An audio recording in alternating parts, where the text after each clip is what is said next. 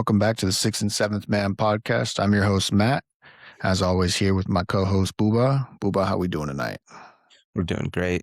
Playoffs, full schedule today. Full schedule this whole weekend. Are we doing great? How are the Lakers doing right now? Well, we're up 3-0 last I checked, so that's all that For matters. now. There's still a quarter left. Still a quarter left. Anything could happen with Bronny James on the court. Exactly. I'm just giving you a hard time. So, theme of the show obviously is going to be the playoffs. We did our regular season wrap in the last episode. We did not get to do our predictions before the playoffs, but 1 week has passed. None of the series have ended as of now. It looks like the Lakers aren't going to close tonight either. So we're going to break everything down so far and what we think is going to happen, and also discuss what's happened so far. There's been some injuries, there's been some news, and some developments. So we're going to just go series by series. We're going to start in the East. What series you want to start with? I want to start with the 1 seed versus the 8 seed. I told you before that was even set, whether it was Orlando or Charlotte. If it was Orlando, for sure, I had them beating Detroit. If it was Charlotte, they would have given them a run for their money. I think a lot of people would have called me crazy, but I don't think Detroit's a good team. They're solid defensively. Cade is great, but outside of Cade, they cannot score in the half-court offense. I was worried about Jalen Duren heading into the playoffs, as I was in years past with players like Evan Mobley and Jared Allen. For whatever reason, the game slows down for these bigs, and you just see them shrink.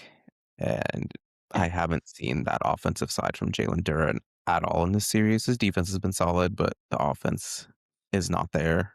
And you look at it, Orlando's up 2-1. I think they're a better roster than Detroit. That's why I have them winning that series in 6. No, I don't think it's gone 7. We'll see. They're currently up 2-1. Yeah, I mean, I never really had Detroit going far, I guess, depending on the matchups and injuries and whatnot. Orlando is going to be a tough out for anybody. The same way I think Detroit's going to be a tough out for anybody. The games have been close. It's just coming down to little things. Again, like what you were saying, is Cade is the offense. Tobias can give him some scoring from time to time, but if you're relying on Tobias to do your scoring, you're in trouble. They should have made a move at the deadline. They're still a good team. They're still good defensively, but they just need a second scorer. I still think they could win the series. I'm still taking the Pistons. I might be wrong. Orlando, I'm not super impressed with. I kind of feel similar with Orlando. They're really good defensively. Offensively, they're clunky. It's ugly. It's never worked with that roster as of yet. If they miraculously figure it out in the playoffs, that'd be really cool because they have all the talent in the world to get it done. But we just haven't seen it materialize on the offensive end. We know what they can do defensively. So just waiting to see what they do on the other end of the floor. Yeah, I think they've just been hurt all year with Wagner being out for most of the year. This is also Desmond Bane's first year. Mm-hmm. Him and Paulo have been pretty good offensively, and it showed in yesterday's game. So I think their offense is coming along, and I'm not too worried about that offensively for them. That being said, the Pistons were up 1 with only a couple minutes left, and Franz had to hit some tough shots. And that's the only reason they won the game. Otherwise, it'd be 2-1 the other direction. Banchero's 3 that went in was ridiculous. Yeah, but that's essentially how all these series go. They come down to a couple of plays, a couple of big buckets, a couple of stops. And that's what decides games, and games are what decide series. Exactly. So it could go any way. It's been an ugly series, to be honest. Cade just turns the ball over way too much. If they're going to win, he needs to cut that down, and they're going to need at least 15 a game from Duren. you got to give us something. If you can't give us 15 a game and get us a bunch of boards and stops, then I don't know. But the problem is with Wendell out there, Wendell could shoot the three, so he has to respect that, keeps him out of the paint, opens it up for Banchero and Franz. Although that team is really good defensively, having Duran down in the paint is kind of a big part of their defense. Yeah. Yeah. Well, like you said, Orlando's very good defensively too. So I think Oh, yeah. that's given Detroit trouble. And Wendell's been really good defensively on Duran, stopping him as well, not letting him get to where he wants and making his work in the paint a lot more difficult. Yeah. And yeah, just inconsistent all over offensively for both teams. But again, they're two really, really good defensive teams. We knew this was going to be a dogfight. It's going to be a dogfight. One thing I know about Detroit is they're not going to go out easy. Like they're even if they go down 3-1, they're going to bring them hell game 5. Yeah, Cade. I have it. Sorry, go ahead. No, you're good. No, I was just gonna say Cade is a superstar in our eyes. I mean, he's doing everything he can. I think the turnovers just come due to how much responsibility he has and how much he has to shoulder the load. But at the end of the day, you got to cut that down. Otherwise, your team's not going to win. For sure. 9 turnovers, I think it was, or 8 last game. That's not going to do it. No. Just ask Kevin Durant.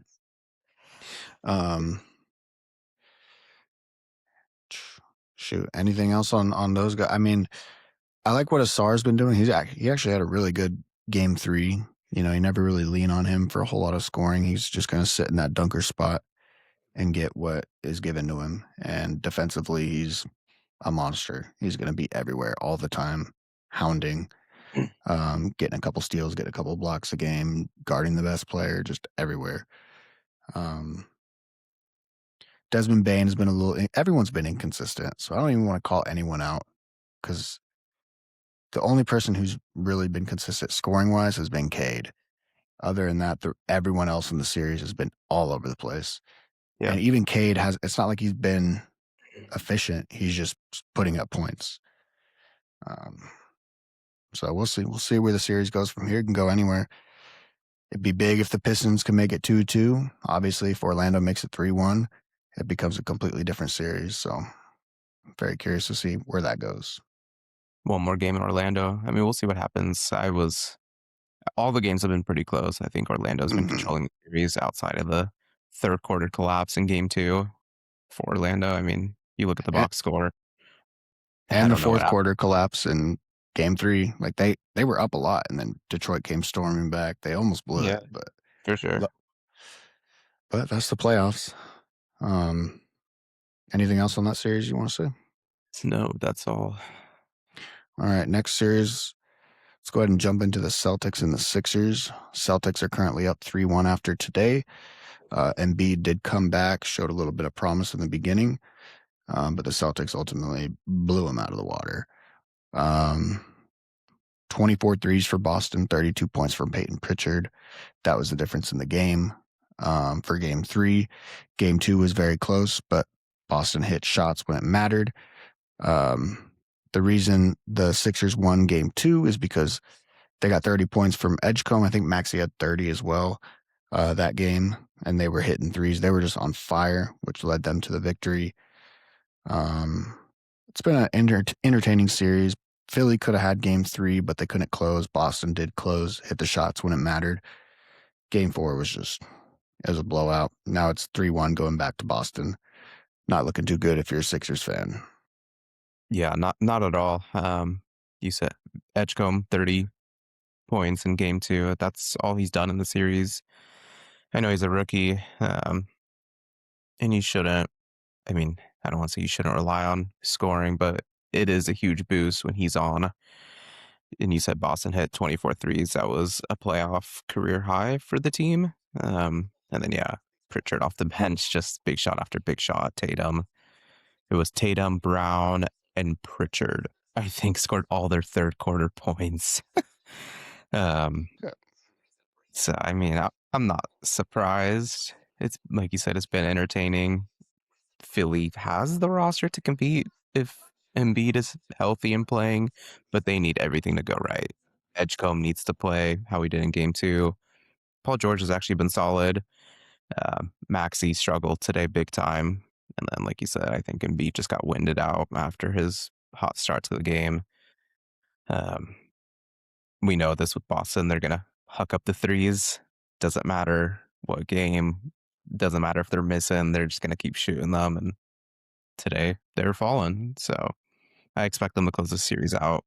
Their next game at home in Boston. Paul George has been all right, but for a guy who's making over $50 million a year, not too thrilled. He hasn't scored over 20 in the series yet, so Yeah. whatever. I mean, if that's what you expect out of your $50 million a year guy, then okay. But also, not having Embiid at the start of the series definitely changed the whole tone of the series. Just to throw him in game 4 after a surgery where he's not moving around defensively. Boston was running they got him involved in pick and roll and it was over. It didn't matter who he was guarding. They were getting by him. They were getting to the paint every single time or getting an open three because he can't hang with anybody on the perimeter at all. Not saying that was the main issue, but that was part of why they hit so many threes. Yeah, I mean, I don't think I'm pretty sure both me and you had Boston winning this in 5. Yeah. So it's looking like it's trending in that direction. Not really a surprise. I am impressed what I've seen from the rookie VJ. To drop 30 and 10 in a playoff game against that team, those defenders, is impressive. I don't really expect much from rookies in the playoffs, so when they do show me flashes, that's really all I'm looking for. Which there's been a few rookies that definitely deserve a shout out for what they've done in the playoffs this year, because it's pretty rare to see that a rookie make an impact on a playoff team. We don't see that too often. So it's nice. I remember when it was Jason Tatum against LeBron his rookie year. I remember Jaylen Brown when he was young. These are things we look for when we're looking at who's going to be the next generation of players. And so far, he hasn't disappointed. Been a little inconsistent, but he's going to be a great player.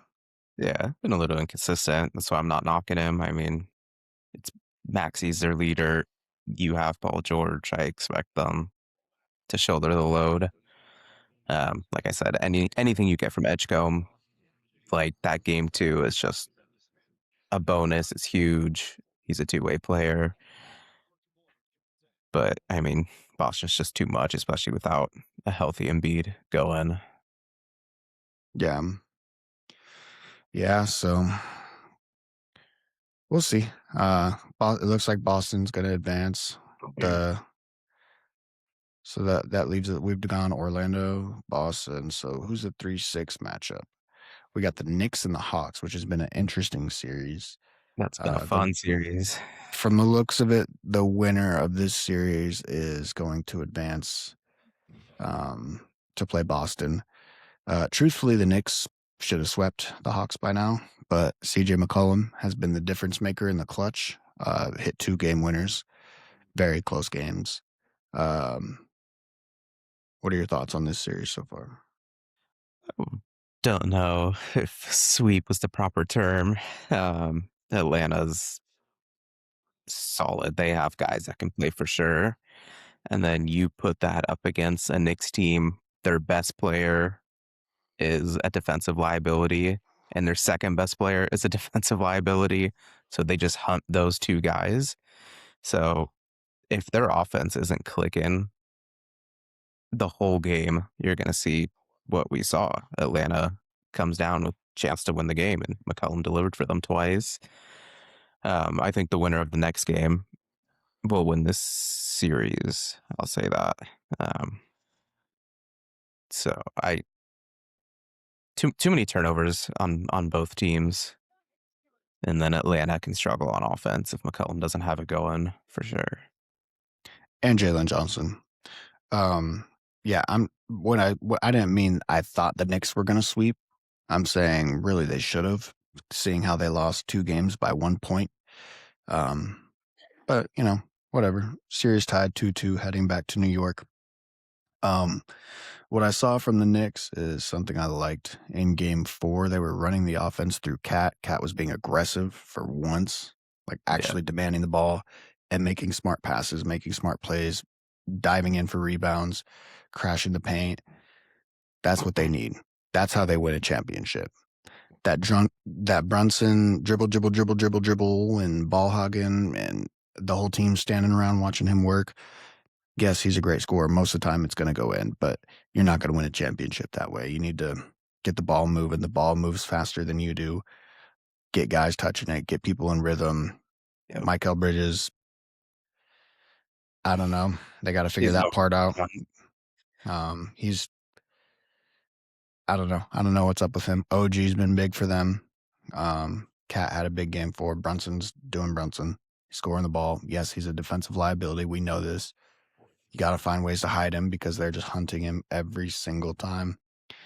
So that's kind of their key to success. The Hawks, McCollum's been what he's been his entire career. A reliable scorer, smart decision maker. He's actually playing better defense than I think I've ever seen him play in his career. So shout out to him for that. He's the leader of this team currently because Jalen Johnson is showing his youth. He's impacting the game, but not to the level we were accustomed to in the regular season. Not saying he's shrinking, but he's not making the same impact that the team is used to. Same with Nikhil, not having the same impact as he did in the regular season. But it's tougher. Buckets are tougher to get in the playoffs. These guys are learning that. The game slows down. You got to figure it out. This is where the strong survive. This is where the real thrive. So they're going to expose every single weakness in the playoffs. And like you see in game 4, Kuminga, they just let him shoot. They're like, screw it. If he kills us from 3, he kills us from 3, but we're just going to let him shoot. And he could not hit anything. That might change next game. Maybe he starts hitting some shots and then the game plan might change. But last game was just kind of a rough one for Atlanta altogether. New York was just firing on all cylinders. Cat was just everywhere. He was doing all the right things for that team. Just wasn't Atlanta's night. Yeah, I mean, they just couldn't buy a bucket to save their life. I mean, they could not hit a single 3. They tried to make a late run in the 4th and just do something, but McBride just had a few clutch threes for them. Not clutch threes, but just anything. Just that killed their momentum. Bridges has been disappointing, but I will say OG has stepped up big time. And I think that team just can't find out a reliable third option for the last 2 years. And we've seen that. Is it OG? Is it Bridges? Is it Hart? I really like that OG's getting the touches. Brunson did defer this past game. And I just loved seeing that. Whether it's Bridges, whether it's OG, they're both very similar players. They're a two-way player. And they both can shoot. They both can drive, defense. So to see OG be consistent and I guess the ball goes through him when Brunson's on the bench has been a huge lift. It's an identity for the Knicks. When I looked at the Knicks, I was always, what is their identity? And it was Jalen Brunson. Like you said, everybody stands around and watches him. So if they get Brunson and OG going, they're very tough to beat. And then if Bridges picks it up against, let's say next series against Boston, they can beat Boston again. Yeah, I kind of like their bench dynamic too, because, whenever Brunson needs a breather, you have Alvarado come in, who's the complete polar opposite of Brunson. He doesn't demand the ball. He's going to do everything that Jalen Brunson doesn't. He's going to play hard defense, get some steals, dive for loose balls, just scrap. He could actually hit some shots too. He's a decent shooter. Everyone wants a guy like that on their team. Mitchell Robinson, just scrappy as hell. He's going to get every single rebound in the vicinity. Good defensively too. Sure. Unfortunately, his free throws, we don't even have to get into that conversation, but I don't know what's up with these. He's one of the worst I've ever seen. He might be. Him and Andre Roberson, I can't even think of anyone. Shaq was better than him for sure. Yeah. Yeah, I don't even know. Um, but yeah, Game 5, New York. Um, the Garden's going to be insane. So we'll see. Knicks are pulling it off. Yeah, I think they're probably going to take it in 6. I think they finally they worked out the kinks and they Yeah, figured out exactly. Atlanta. Um, next round they're gonna have Boston, and they had them last year. They had them beat. And Tatum went down. Say what you want, but it looks like they had him beat. That that series. We'll break that down when the time comes, if the time comes. Um, but that's Well, going to be a good one if that's what it ends up being. it looked like Boston had them beat. Let's not forget about their first 2 home games to start that series. Yeah, but again, this is the playoffs, and you have to close. You You have to have to close. close. That's Yeah, the biggest part is one game could decide a series. One moment could decide a game. 1 second can decide a game. for sure. And I'm we'll get into the Lakers series because that could easily be a different series right now than what it is. But you got to close. gotta close. We'll get into that in a little bit. Yeah, We got one I've more. Go ahead. no, I was gonna say I've always been not a fan of the 3-point shot in today's NBA just because it's overused, but I mean, that is the biggest reason why, teams get back into the game. 20-point lead doesn't necessarily mean much anymore, honestly. I think that's just Yeah, because of the 3-point shot and how it's used. and we see that time and time again. We're up 14 in the fourth. That's nothing. It's No. nothing. Couple shots away, and the team's Yeah. right back in it. And Yep. you know how momentum and energy works. It's It's crazy. contagious. Yep. Yeah. And all of a sudden, the crowd gets going, the team gets going. People start hustling harder. They start, their reflexes get better. They start getting loose balls and stealing. It's weird how it works, but it happens like Yeah, every single for time. sure. And honestly, this has been one of the most entertaining first rounds that I can remember in a while. Other than the OKC series, every series has been pretty good. Close games. There's been some blowouts here and there, but every series has been pretty good. Yeah. OKC Entertaining. series has been, what we expected it to be. Yeah. Um, anyway, anything else Alright. on the Knicks and the Hawks? Are you good on that? No. No. Cool. No. 4 and 5. We got the Cleveland Cavaliers and the Toronto Raptors. Speaking of closing, um, that series is currently 2-2 going back to Cleveland.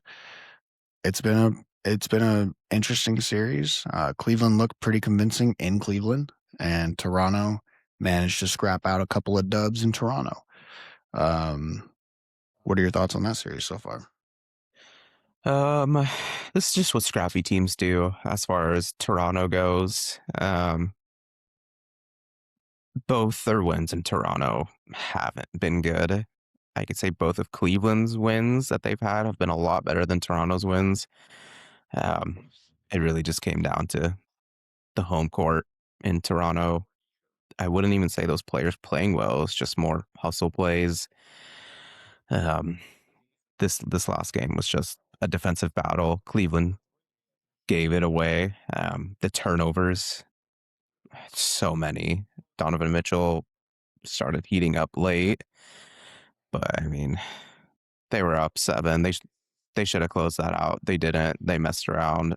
Turnover. Scotty Barnes just kept stealing the ball and just kept driving at him. Yeah. Um, but with that, I mean, it could go to 7, and I would take Cleveland to win it just because, I mean, it's hard to win against a team in their home arena if you're the Cavs, like the Raptors are. They're so scrappy. Um, but I expect a bounce back big game for them in Cleveland. Donovan Mitchell will definitely be better. Jared Allen has been pretty good. I don't know why he's not getting the minutes that he should be getting. What is he, like 25 minutes a game? Especially today, Mobley struggled again. Not that much of a surprise. And I think Allen was just getting rebounds for them, big rebounds for them. His defense was pretty big. So I was disappointed that he wasn't in the game down the stretch.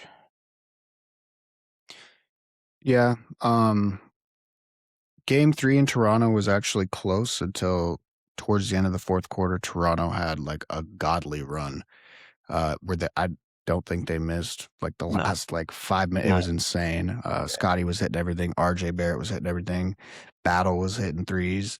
there you go. They were just on fire, and then they ran away with it. So that game was a lot closer than the box score says. Um, Scotty Barnes has been huge. He's been consistent. He's been doing everything for that team on both ends of the floor, scoring more than we're accustomed to. Brandon Ingram has disappeared once again. His game is so annoying to me. I hate the way he plays basketball. It's just hard twos and not a lot of ball movement. Like when Brandon Ingram has the ball, you'll know because the ball stops moving. Yeah, for sure. And yeah, he's just, I don't even want to get into it. I don't want to hate on him too much, but it's bothersome to me because it's just not a winning brand of basketball. Scotty Barnes is a freaking winner. It sucks that they don't have quickly because that'd be a nice scoring punch that they kind of need, honestly, because they're not getting it from Ingram. And maybe if quickly was there, it'd open up the floor a little bit for Ingram, but who knows? Also, Colin Murray Boyles, who I've talked about on here from time to time, he's one of my favorite rookies. He does everything for that freaking team on defense. He sits in the dunker spot, gets some lobs. He has that little Hartenstein floater, which is actually pretty effective for him. Not much of a jump shooter, but he's a rookie and he's impactful, very impactful, especially in this game. He was huge for them in this game 4. Same with game 3. They're starting to figure something out with him, which is cool to see. Like I said, I love seeing rookies make an impact, and he's debatably been one of the most impactful rookies so His far. offensive rebounds. Yeah. Oh yeah. Offensive, defensive, his blocks. Yeah, he's been everywhere. He's been a hound. I like his game a lot. He may not be, an elite scorer, but he does a lot for that team. Give him some time. I mean, he's gonna be very, very crucial for that team here in the near future as they continue to grow. I think if they had quickly, it would give Cleveland a Be lot more serious. trouble. Yeah, it would be. I mean, it is a And series too, but yeah, he's blown by. He's gonna blow by Harden. They're gonna have to start or put Keon Ellis on him in that starting lineup if quickly was playing. this is something I was talking about with this Cavs team is their backcourt can't guard. No, It's an issue. Like you get them involved in pick and roll, especially Harden. Like it's over with. That's the only reason it's 2-2. I mean, offensively, they could figure it out. They have all the firepower in the world offensively. But you have Harden and Mitchell standing back there. Like one of them's going to get hunted. One of them's going to get cooked. Um, yeah, that's an issue for this team. That's why it's 2-2. This could go either way. They've been close games. It's been a dogfight on the Raptors side, just scrapping to stay alive. They really seem like they're the team who wants it more. But yeah, we'll see. I could easily see this going 7.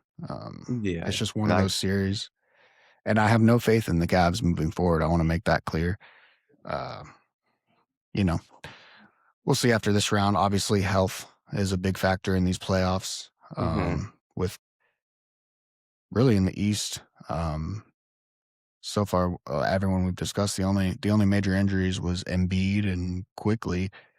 There hasn't been too much injuries in the East. Other than Mm, that, those are still 2 starters, especially Embiid. That's one of the better big men in the league. Like these are still big injuries, but yeah. this is part of the playoffs, and there's going to be more. There's been a few already. There's going to be more. It's an unfortunate part of the game, but these guys are playing hard. For sure. And these series get very physical, and it's going to happen, unfortunately. I think this is one of those years where you see home court being a huge benefit, especially for this Cavs series. And I think Oh yeah, peak they have home court, they're going to pull it off. yeah. If it goes to 7 games, I mean, they're going to win the next game. Could be completely wrong. We'll see how they respond if they win this game and go to Toronto. Um, so home court is definitely huge this year, especially for those teams. Yeah. For the Cavs' sake, I hope it doesn't go to Game 7 because there's a man on that team who has a bad history with Game 7s, and I saw Yeah. it last year in person. Um, but maybe 17 years later something might change. But anything else you got on that series? A ton of them. Mitchell needs to play better. He does. He'll bounce back. I'm not worried about it. He's going to score the ball. I'm not worried about that. Limit those turnovers a little bit and shoot three better and stop settling. For sure. Yeah. I got my eye on that series. I kind of had an idea that it would be a decent series. I didn't really think it was going to be 2-2. I knew Toronto was going to be tough to put out. Like, they're not an easy team to beat. No. They're not really an elite offensive team, but they're just a balanced team. They're long, they're scrappy. They have a lot of talented players. But yeah, it's an interesting one. You ready to move out west? Yeah, let's go to the West. Let's start with the boring one. Get that out of the way. My OKC Thunder against the Phoenix Suns. Kind of going the way we expected. I don't think there's any real surprises. Phoenix is a little banged up. They were missing Grayson Allen. Mark Williams has been out. A little banged up. The Thunder lost Jalen Williams in game 2. I think in the third quarter of game 2, he went out. He was playing great up until that point. He looked like himself again, which was exciting for me to see, and then he goes down. Fortunately, it's a minor hamstring injury week to week, so he should be back at some point during round 2, which is great. Rest up, Jalen. Get right, because they'll definitely need him. What are your thoughts on this series so far? No one can stop SGA. He is missed 3 shots last game, 15-18 from the field. Their defense is swarming. I didn't watch too much of them in the regular season. I'm going to be honest. I don't care for that team. They're cool, whatever. I know people hate on SGA, free throw merchant. I don't care about it that much. You look at all the greats in the past. Jordan got to the free throw line. LeBron, Kobe, KD got to the free throw line. They're all going to get there. Whatever. It is what it is. It's part of the game. So watching them now in the playoffs, and I see what kind of impact Chet has for them, it's huge. I mean, the defense, I think, I don't want to say it starts with him because every player that they have plays defense, but it's huge what he does for them. And then to pair with SGA, no one can stop him. We say this, no one can stop Jokic. Sure, but he has rough games here and there. There's no one the Suns can put on SGA. And then Chet, his defense is something else. He's a beast. Yeah. I mean, looking at SGA, you really got to think in reverse a little bit. And shout out to Andrew Nembhard for the way he defended him in the finals. SGA still did his thing, but Andrew Nembhard made his life hell in the finals. Sure. And Phoenix is actually a really good defensive team, but they just don't have an answer for him. To be fair, nobody has an answer for him. I think he's just that good. He's going to get buckets one way or another. It's very rare for him to have an off night. And even when he does, he's going to get to the line. He's going to figure out ways to help the team. And he attracts so much attention. He's improved so much as a passer. And to your point of Chet, there's a reason he was number 2 in Defensive Player of the Year votes. You're going to have to meet him at the rim if you want to get there. And also he can play defense on the perimeter. He's not going to get hunted in pick and rolls. He's very smart on both ends of the ball. He's not selfish when he has the ball. He can score. He has the ability to. He has a little mid-range game. He can catch and shoot from 3. He's good around the rim. Good touch around the rim. Obviously not the strongest guy in the world, but very skilled with the basketball. They're firing on all cylinders. They're coming off a championship and they're looking like it. They look good. That Jalen Williams injury is concerning. Hamstrings tend to linger. I really hope he can get right. Thankfully, they really don't need him in the first round. Hopefully, that with their home court advantage, whoever they end up playing, which is probably going to be the Lakers in the second round, hopefully they can get a game, 2 games Yeah. to start that series to where they don't necessarily need him for that as well. But we will see. They have depth. That's the thing with this team is next man up. You got AJ Mitchell who slid into the starting lineup. You still got Cason Wallace and Caruso off the bench. I mean, this team is deep. They got Yeah. freaking everyone off the bench. Yeah. Aaron Wiggins is barely getting minutes, and he was getting big finals minutes. He had like a 21-point game in the finals last year, and he's barely playing this year. Or not Aaron Wiggins. AJ Mitchell's been Solid, yeah, he's been fire. solid. He's been awesome. Yeah. It's been nice because last year when SGA, Jalen Williams, they were our only real ball handlers last year, and bringing AJ Mitchell with the improvement he made this year is big. Just having another guy who can handle the rock, and he's such a good finisher. He's so good at getting to the rim. It's only his second year too, and yeah, he's a Yeah. good player. He's a really, really good player. That whole team is good. These are important games for him just to get it under his belt. Cause like you said, he didn't play much I last year. So these are big minutes and games for him for sure. Yeah. Um, as far as the Suns go, Devin Booker's life has been hell. Jalen Green's actually had an okay series. Same with Dylan Considering Brooks. everything. Yeah, Dylan Brooks had like 30 something last game, 36 or something like that last game. He was cooking. And they had played good defense on him. He was hitting. Yeah, for sure. And they tried to stick around. Like OKC didn't really necessarily blow them out. Phoenix kind of hung around the whole game. It was a close game going into half. It was a close game in the third, but SGA just was not missing shots. Like he No. wasn't missing, and the team just looked great. Yeah. Game 4 in Phoenix. Chances are they close it out. I hope they do get a little extra rest, but you never know. Phoenix is a scrappy team, and they've been fighting. Like they've been doing what they can. Yeah. At this point, I am what the Lakers did with KD. I know this team is better than the Rockets, but you gotta just send 2 at SGA. I mean, I don't see a double team come at him ever. He's just going one-on-one and anywhere he wants on the court, whether it's a mid-range, whether it's to the hoop, a 3, step back, or finding somebody wide open. So at this point, if Shet beats me, AJ Mitchell beats me, if Cason Wallace, Caruso, which they could, but you got to switch something up because you're down 0-3. You have literally nothing to lose. And I'm just setting a double at SGA every time. I think I've discovered the art of SGA because Phoenix has tried doubling, but the second he sees the double come, his first dribble, he covers so much ground with that first step. So he's going to get past the defender, and the defender's instantly in retreat mode because if he gets to the rim, it's over. Like SGA is probably the best finisher in the game right now. If he gets to the rim, it's over. So the defender starts retreating, and then he's either just going to pull up or step back, and he stays perfectly on balance. And he's going to hit that shot there's no answer for him. And he's also if he does see the trap coming and he sees there's no way out of it, he's going to make the right pass. Very rare that he turns the ball over. They're the most unselfish team in the league. Yeah. Oh yeah.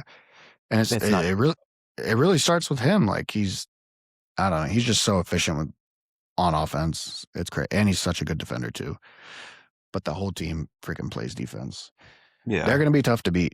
They're going to be really tough to beat. They look really good this year.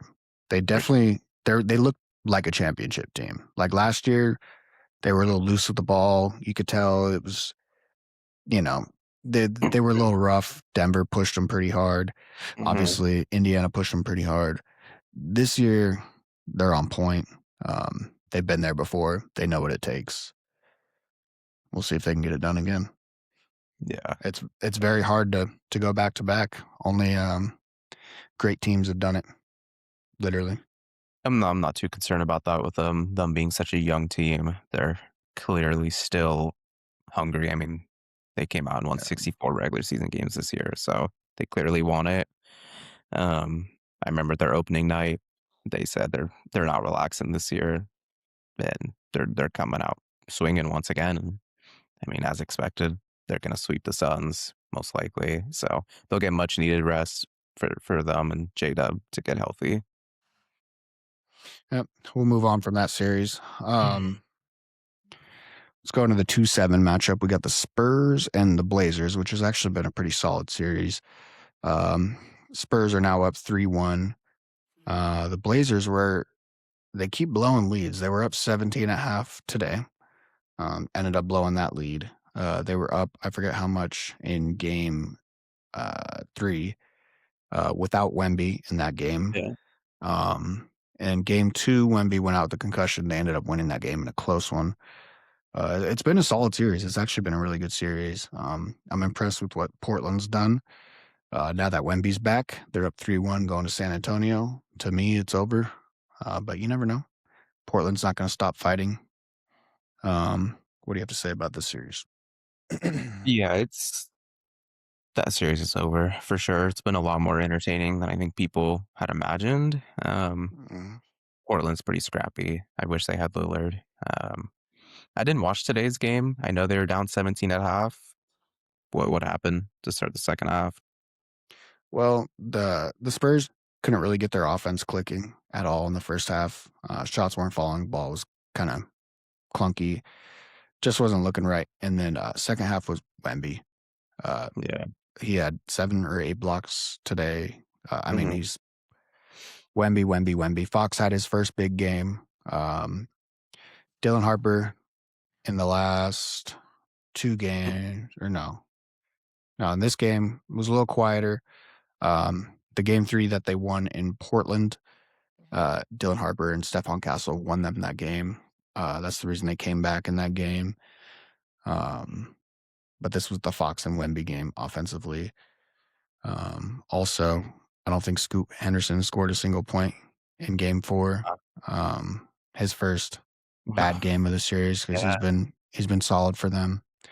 I've liked what I've seen from him. He missed a lot of this season. There's been a lot of hate on his name. This is only his 3rd year, but he looks like he's going to be a solid player. He's just athletic as hell. He can get to the rim whenever he wants, and he's developing a nice little jump shot with his game too. Abdia, he's a very good player, young all-star, confident. He had another good game today. He's been the leader for that team. He's a good defender as well. I like this Portland team. They're deep. They don't really necessarily have a superstar, but they have a lot of really, really good players. And they're young, other than Drew Holiday and Jeremy Grant, bunch of young guys that are only going to get better. So, Yeah, for sure. I mean, San Antonio's we just talked about the Thunder and their defense, yeah, and obviously all the love goes to Wemby and what he can do on the defensive end. He just roams and does everything he wants to do, but it's insane and it's gonna be insane that you have that and then you have Dylan Harper. Oh my gosh, like that's That's like with Kobe and Castle. Shaq, but that's like Kobe and Shaq, but for defense.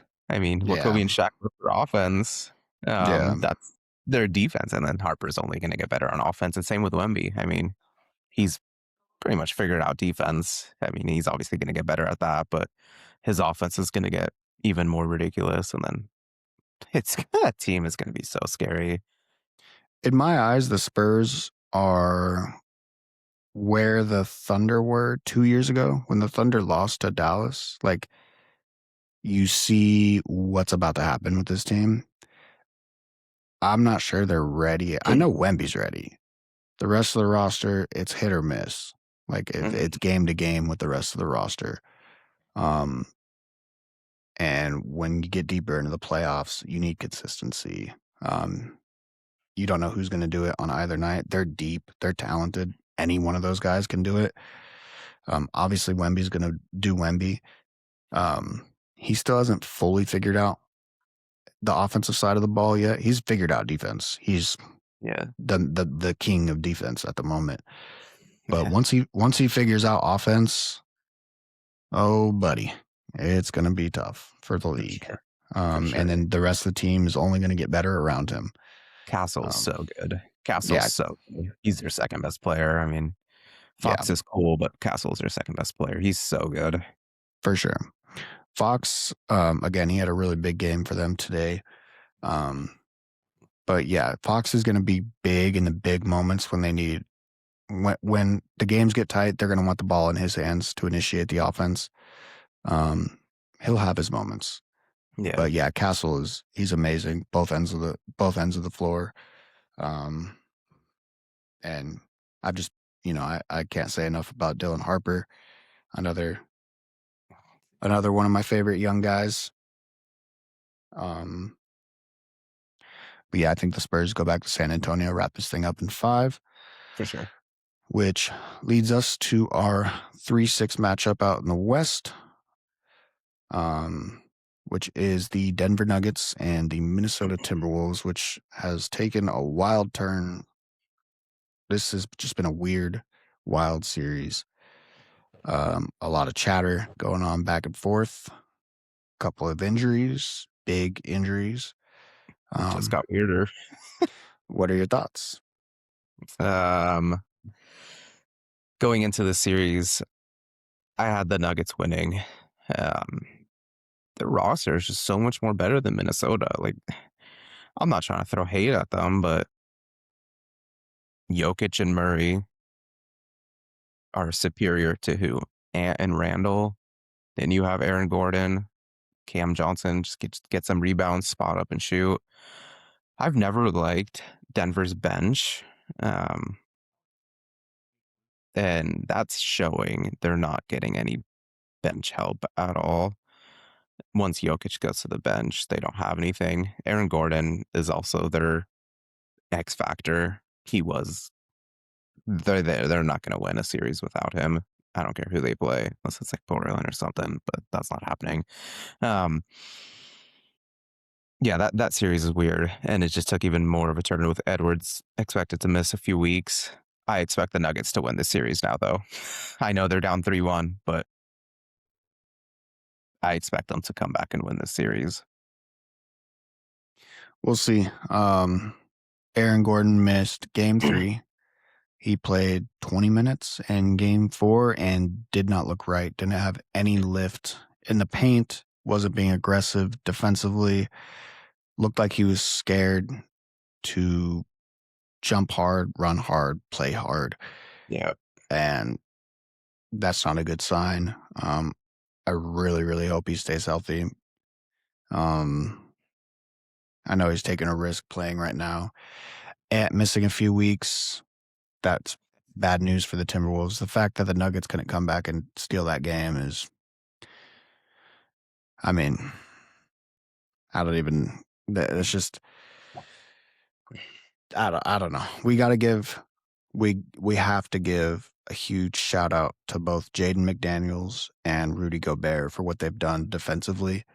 They've been leading the charge, and this is the first time ever I've seen Jokic like struggle, discombobulated. Like, yeah.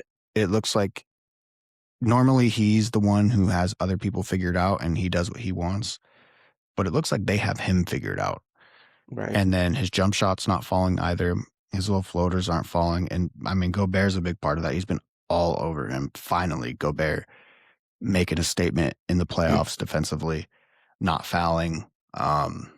He's been really, really, really good for them. Same with Jaden McDaniels. And they're both doing good on the offensive end of the floor too. They've been really solid.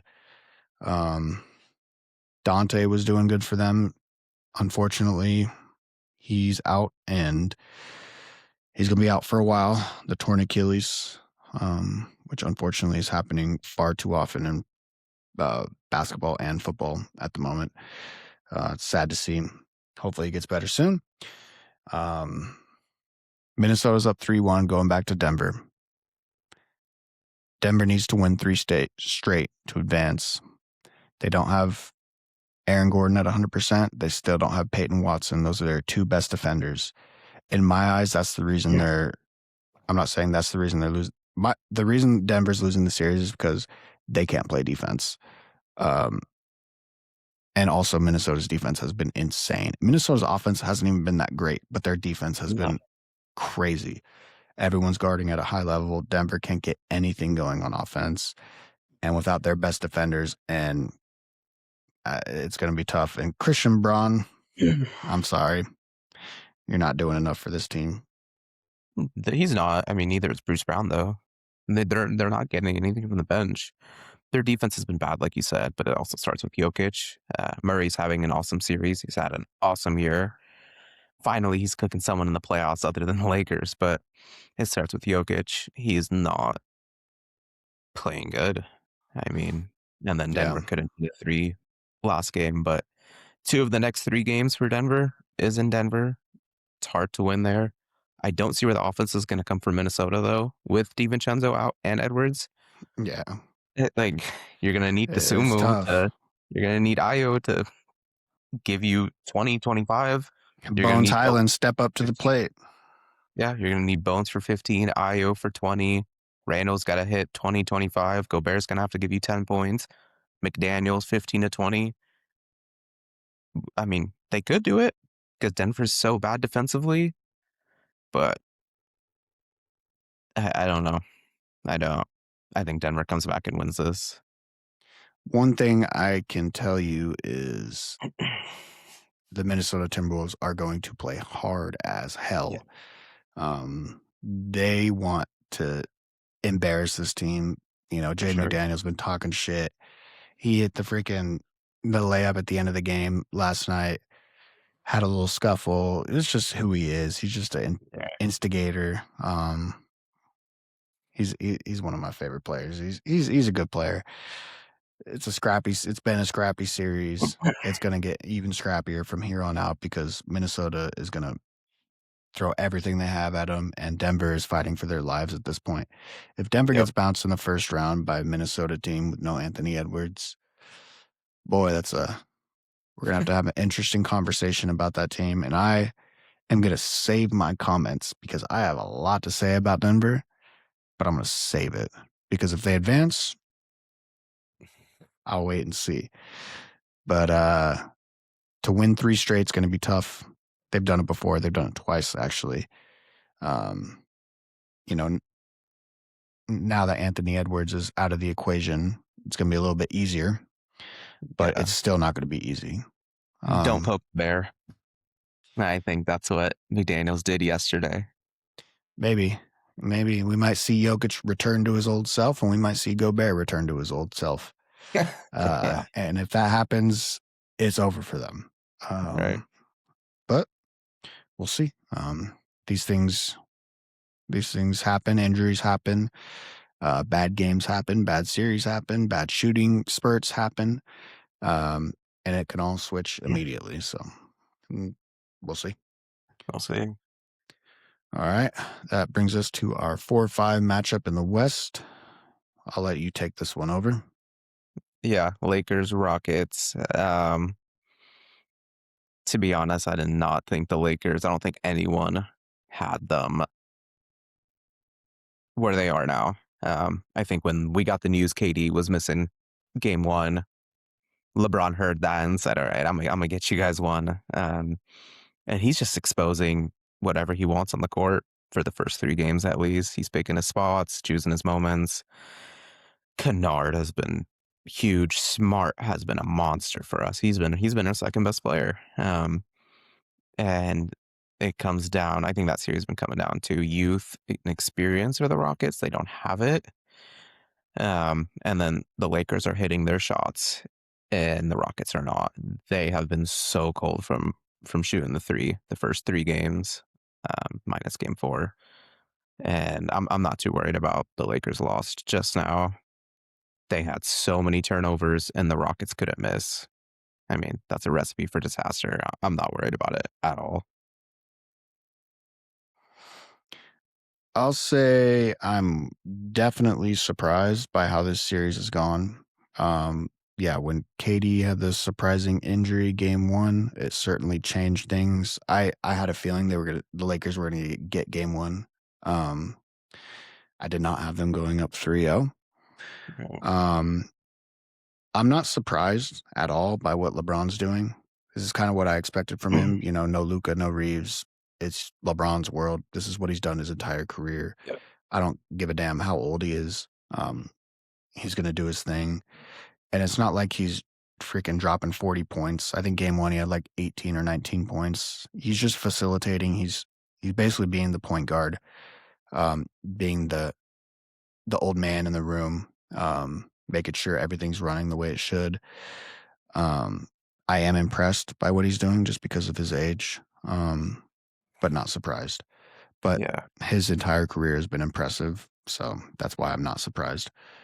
What I am surprised with is Marcus Smart and Luke Kennard and the rest of the team, the effort level, which we have not seen all year from the Lakers. Both ends of the floor. Marcus Smart's looking like a real point guard out there. Best defensive player in the series. Big free throws in game 3. Big plays in game 3. Just big plays the entire series. He's really been the difference maker. Luke Kennard's making big shots, but Marcus Smart has been the difference maker. Yeah. DeAndre Ayton's playing like he should be. Jackson Hayes is playing like he should be. The entire team is playing like they should be. And I don't know what LeBron and JJ have been telling these guys, but it's been working. Game 4 just wrapped up, and unfortunately, the Lakers lost their magic with this one. It's a lot better going back to LA 3-1 with a chance of Austin Reeves coming back than going back 2-2, considering game 3, the Rockets had in the bag. Up 6, Sure. 30 seconds left with the ball. There's no excuse to lose that game. Stupid mistakes, and you cost yourself the game. You might have cost yourself the series. Not much more I have on that. I got the Lakers advancing. Really, at the beginning of this series, we're like, if LeBron steals a game, maybe Reeves can come back, Right. and then it could be a series. If LeBron steals 2 games, then it could really be a series. LeBron freaking stole 3 games. Yeah. The series is damn near over. It's going back to LA, and Reeves is probably coming back. We'll see. So I don't know. I don't know if he's coming back. I mean, I heard he's expected to play the last game, not game 4, but game 3, and then got ruled out. If you're expected to play and then come game 4, you don't play. I don't know if they're just saying that to get the Rockets riled up and give them false if hope. Kevin Durant doesn't play game 5, it's over for the Rockets. They're not winning game 5 in LA. Maybe I'm wrong. The Rockets, I have a lot to say about that team as well. That is a disgusting offense. It's absolutely disgusting. There's no ball handlers. There's nobody to like run the offense, set the table for the offense, get plays in motion. No dynamic guys who are gonna get into the paint, break the defense, make the right pass, get the ball moving. Like they don't have a single guy that can do that. Nope. It's supposed to be Amen Thompson. It's supposed to be Reed Shepherd, but these guys are not built for that. They don't have the IQ. They don't have what it takes to do that job. They're good players, but that's just not that's not the role that they're ready for at the moment.